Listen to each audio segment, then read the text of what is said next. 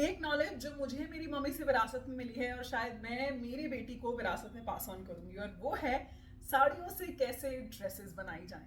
मैंने बचपन से उनके हाथ की सिली हुई ड्रेसेस पहनी हैं और वो इतनी खूबसूरत ड्रेसेस स्टिच करती थी।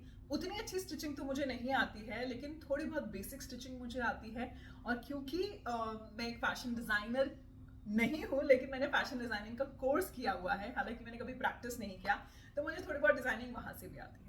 मैं अपनी जब भी ड्रेसेस साड़ी से डिजाइन करवा के बनवाती हूँ तो किसी टेलर से या बुटीक से स्टिच करवाती हूँ, बट क्योंकि मुझे स्टिचिंग की नॉलेज है इसलिए मुझे एक प्लस पॉइंट लगता है कि मैं उन्हें बता पाती हूँ कि इसको कैसे डिजाइन करना है और कैसे कटिंग करनी है और कैसे स्टिचिंग करनी है।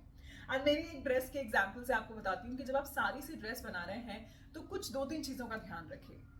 अब ये जो स्क्रीन पे आप साड़ी देख रहे हैं, ये साड़ी मुझे मेरी सिस्टर की मदर इन लॉ ने, यानी कि उनकी सासू माँ ने शादी में गिफ्ट की थी।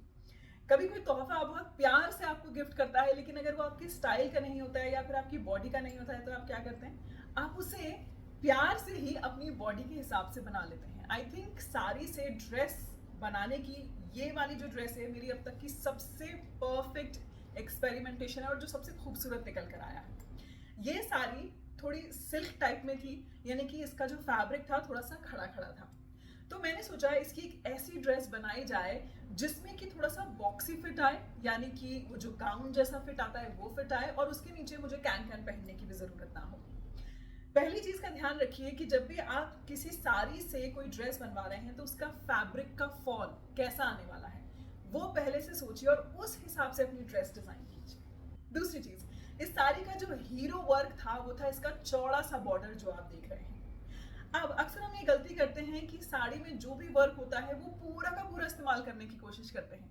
बचा लीजिए थोड़ा सा, जैसे हम रसोई में एक कटोरी दही या एक कटोरी दाल निकाल के रख लेते हैं ना कि कहीं कोई गेस्ट ना आ जाए, बिल्कुल ऐसे ही थोड़ा सा काम बचा के रख लीजिए। मैंने भी इसका पूरा बॉर्डर इस्तेमाल नहीं किया, मैंने इसका बॉर्डर सिर्फ आप देख सकते हैं नीचे लहंगे या फिर स्कर्ट के एरिया में इस्तेमाल किया।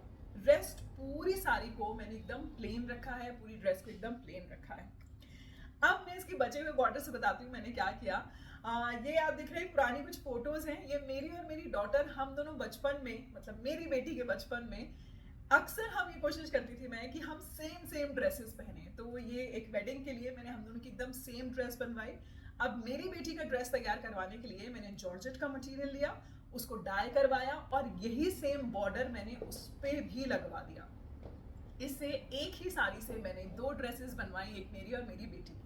उसकी भी ड्रेस में मैंने ये ध्यान रखा कि सिर्फ बॉर्डर नीचे के हिस्से में लगे, बाकी पूरी ड्रेस एकदम प्लेन रहे। तो एक टिप यहाँ पे आपको देती हूँ, साड़ी में अक्सर जो काम होता है वो या तो बॉर्डर पे होता है या फिर पल्लू पे होता है या बीच में मोटिफ पे होता है, यानी कि छोटी छोटी बूटियां लगी होती हैं। अब आप ये सोचिए कि साड़ी का कोई एक पर्टिकुलर काम आपकी ड्रेस के किसी एक हिस्से पे इस्तेमाल कीजिए। कैसे? या तो अपर बॉडी पे या फिर लोअर बॉडी पे। इससे वो जो ड्रेस है वो बहुत प्रोपोर्शनेट नजर आएगी।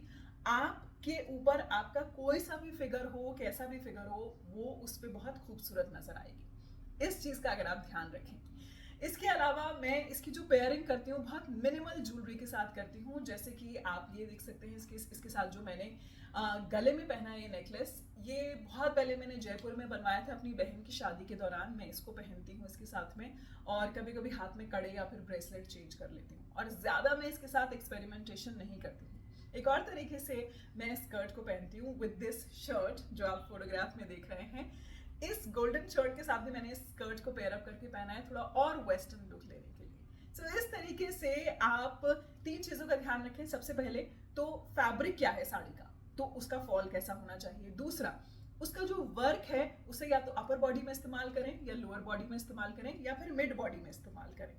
और तीसरी चीज कि पूरे फैब्रिक को यूज करने की जरूरत नहीं है, आप उसको मिक्स एंड मैच करने की कोशिश कीजिए।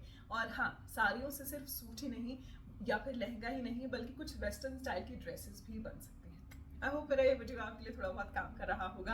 अगर रहा तो मुझे कमेंट सेक्शन में जरूर से बताइएगा। I try to create more of such tutorials for you. यही एक छोटी सी नॉलेज है मेरे पास जो मैं शायद आपसे शेयर कर सकती हूँ। Thank you so much for watching.